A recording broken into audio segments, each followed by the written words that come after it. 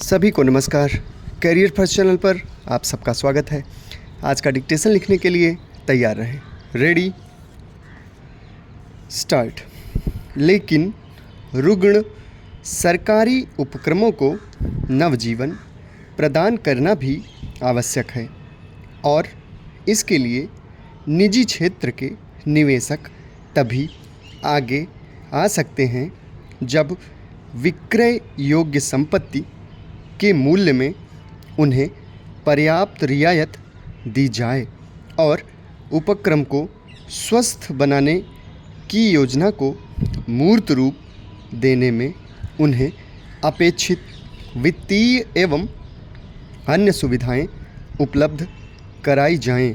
कुल मिलाकर यह कहा जा सकता है कि यदि निजीकरण के प्रति संतुलित दृष्टिकोण अपनाया जाए तो इसके औचित्य पर शायद ही कोई प्रश्न चिन्ह खड़ा करेगा। सरकार के संसाधन सीमित हैं और उसे गैर योजना मदों पर भारी खर्च करने पड़ते हैं। साथ ही रक्षा सामग्रियों के उत्पादन और आयात, बुनियादी एवं सामाजिक क्षेत्रों के विकास एवं अनुसंधान एवं विकास कार्यों में निवेश के लिए सरकार को विपुल संसाधनों की आवश्यकता होती है।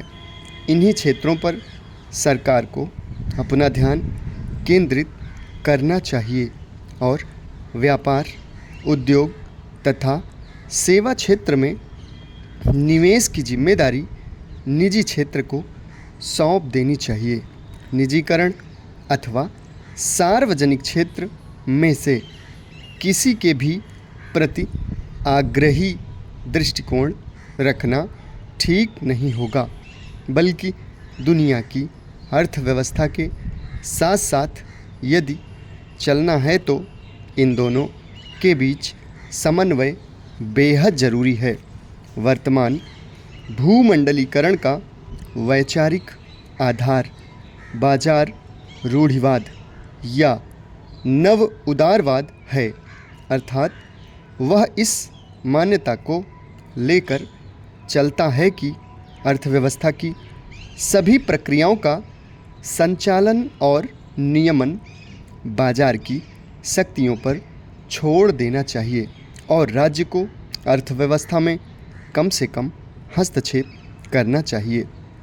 वास्तव में यह धारणा कोई नई नहीं है, बल्कि इसका जन्म तो 18वीं शताब्दी में आधुनिक औद्योगिक पूंजीवाद के आने के साथ ही हो गया था। उसके वैचारिक पिता एडम स्मिथ ने अपनी प्रसिद्ध कृति द वेल्थ ऑफ नेशंस में रेखांकित किया कि राज्य को अपनी गतिविधियां सिर्फ भौगोलिक क्षेत्रों का बाहरी दुश्मनों से बचाव, आंतरिक कानून और व्यवस्था बनाए रखने और सड़क, नहर, शिक्षा, स्वास्थ्य एवं चिकित्सा सेवाएं प्रदान करने जैसे जन कल्याणकारी कार्यों तक ही सीमित रखना चाहिए। इसके पीछे उसका तर्क था कि इन सेवाओं का उपभोग तो सब करते हैं, किंतु कोई भी एक व्यक्ति या समूह उन्हें पूर्णता प्रदान नहीं कर सकता।